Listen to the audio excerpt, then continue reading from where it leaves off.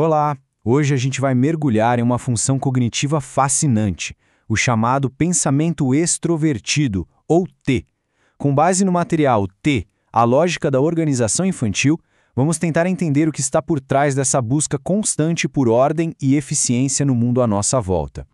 Bom, o nosso roteiro de hoje é este aqui. Primeiro, a gente vai entender o que é o TEG. Depois, vamos explorar umas metáforas bem legais para sacar a ideia. Em seguida, veremos como ele se manifesta em diferentes personalidades, como identificar isso na prática e, por fim, qual é o propósito maior de tudo isso.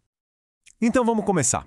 Vamos pensar numa situação super comum, que todo mundo já viveu e que nos apresenta direto ao nosso primeiro conceito. Imagina só a cena. Um quarto de brinquedos completamente bagunçado. Ou aquele engarrafamento caótico na hora do rush. Pois é, existe uma parte da nossa mente que olha para essa confusão toda e, quase que por instinto, quer colocar ordem, quer criar um sistema, quer fazer a coisa funcionar. E esse impulso, ele tem nome. É o pensamento extrovertido ou simplesmente T. É basicamente aquela função cognitiva que olha para o mundo e se pergunta: tá, como é que a gente pode fazer isso aqui funcionar melhor?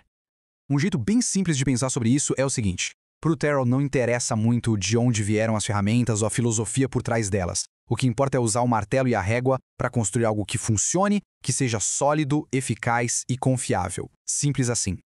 Agora, vamos para uma metáfora que, olha, é brilhante. Ela realmente consegue capturar a essência do que é o TEL. O material de referência faz um contraste muito interessante entre o T e o seu oposto, o pensamento introvertido, o T. E a analogia que ele usa é ótima. É a diferença entre uma biblioteca pública e um diário secreto. E o mais legal de ver essa tabela é como ela deixa as diferenças bem claras, né? O TI se baseia naquilo que já foi testado, que funciona no mundo externo, nos fatos. Já o TI, o TI precisa construir o próprio sistema lógico, de dentro para fora, começando do zero. Outra metáfora poderosa é a do sistema de trânsito. O T é quem instala os semáforos. E não é por ser mandão, não. É para evitar o caos total. Para que todo mundo consiga, no fim do dia, chegar onde precisa ir com segurança. A estrutura cria a liberdade. Só que o telomere não se manifesta da mesma forma em todas as pessoas. A expressão dele vai depender muito da posição que ele ocupa na personalidade de cada um. E para a gente entender isso melhor, vamos imaginar uma família fazendo uma viagem de carro. Para alguns, o Theo é o motorista, o capitão. É quem está no volante, sabe o destino, já calculou a melhor rota e acorda pensando: beleza, qual é o plano de hoje? É a função principal. Para outros, o tema é o navegador, o copiloto. Ele não decide o destino final, mas está ali, com o mapa na mão, ajudando o motorista a não cair em furada, garantindo que o plano seja executável e que tudo corra bem. Aí, tem aquele caso em que o Tesla é como uma criança brincalhona no banco de trás. Sabe, admira eficiência, adora aprender fatos novos e quer ajudar a organizar as coisas, mas ainda com aquela energia meio infantil, um pouco inconstante.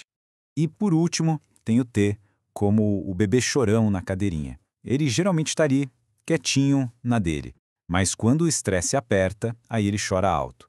A pessoa pode se tornar super crítica, exigente, obcecada com detalhes e com a necessidade de ter controle externo.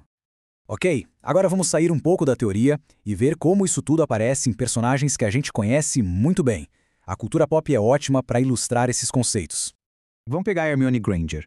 Qual é o primeiro impulso dela sempre? É recorrer à autoridade estabelecida, ao que está escrito nos livros, ao que os professores disseram. O ponto central aqui é esse. O Theos dela se manifesta como essa necessidade de organizar o mundo, e os amigos dela também, com base no que já foi comprovado, no conhecimento que vem de fora. É a lógica externa em ação. Ou para um público mais novo, vamos pensar no Chase da Patrulha Canina. Ele é um exemplo perfeito de TIP. O Chase é a personificação do TEG. Ele é totalmente focado em executar a missão, em seguir as regras e em usar os sistemas e ferramentas que ele tem para garantir que a ordem e a segurança sejam restauradas na Baía da Aventura. E o mais interessante é que essas mesmas características que a gente vê nos personagens, elas aparecem em crianças de verdade. Aquelas que têm o T como uma função forte, costumam exibir exatamente esses comportamentos. Certo, mas por que tudo isso é importante, afinal? Isso nos leva ao propósito maior do TEA, a sua aplicação prática. Para se comunicar bem com uma criança de TEA forte, por exemplo, esses 3 passos são super eficazes. porque eles falam a língua que essa criança entende, a da lógica, da eficiência e, claro, do progresso que ela consegue ver e medir. No fim das contas, o T é muito mais do que ser uma pessoa mandona obcecada por organização. Na verdade, é o motor cognitivo que constrói os sistemas que nos dão estabilidade, desde o orçamento da família até as grandes infraestruturas globais, tudo com o objetivo de tornar a vida mais segura e melhor para todo mundo.